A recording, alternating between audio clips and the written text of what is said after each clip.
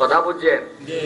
আল্লাহ ঠিকই বলি, আল্লাহ প্রেমিক, নামাজ রোজার প্রেমিক যে আল্লাহ ইচ্ছা করে একটু দুঃখ কষ্ট লাগাইয়া দেয়। যেরকম এই মিয়া জ্বর আসলে, অসুখ আইলে লেপের তলে থাকিয়া থেকে কারে ডাকেন? একটি অক্ষর যার মায় নাই সে বুঝে মা কি ধন, মা কি যন্ত্রণা। আপনাদের বড়রা নুরুল মালান শব্দ তো চিনেন, উনি ওয়াজের মধ্যে শুধু মা খেয়াল আসেনি। নিমসার কলেজের মধ্যে ওয়াজ ছিল একটা, এই মেয়ে শুনে, নিমসার কলেজের মধ্যে জুনাবালি কলেজ আছে না?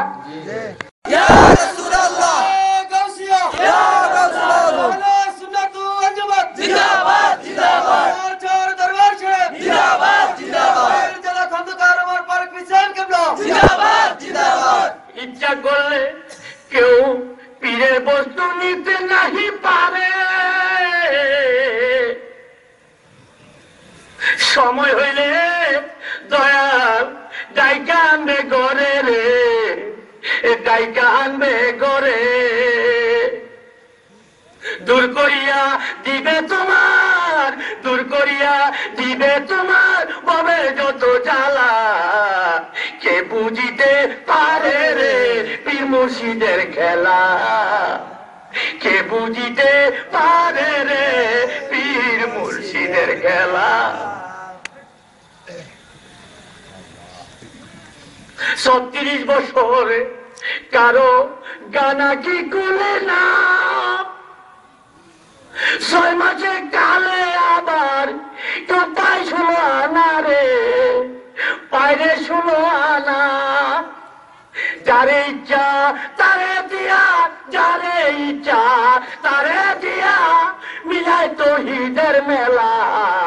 কে বুঝিতে পারে রে পীর মুর্শিদের খেলা, কে বুঝিতে পারে রে পীর মুর্শিদের খেলা।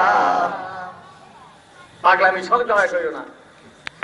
উনি কোন মাদ্রাসাতে টাইটেল পাস করেন, আমাকে এত লাইক করতেন, আমার বাড়িতে 2 বার গেছে। দরবারে গেলে হুজুর আমাকে রাস্তা দেয় দিচ্ছেন, কত পজিশনে লোক ছিলেন।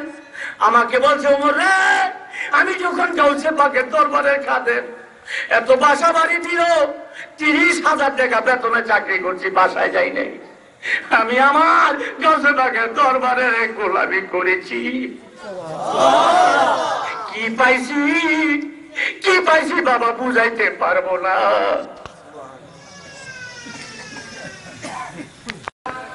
কুতে যুদ্ধ শুরু হয় তখন হুজুর ওই দরবারে, দরবার থেকে বাইরে হইতেন, বাইরে দেখতাম 300 350 বোম এট এ টাইম।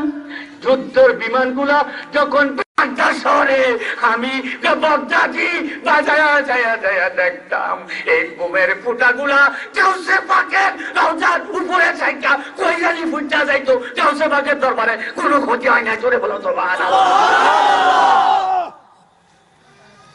ওলি আল্লাহর আছে রে বাবা, ওলি আল্লাহ চিনতে ভুল করো না। যে জিনিস যত পালা সেই জিনিস তত নকল বাইরে হয়।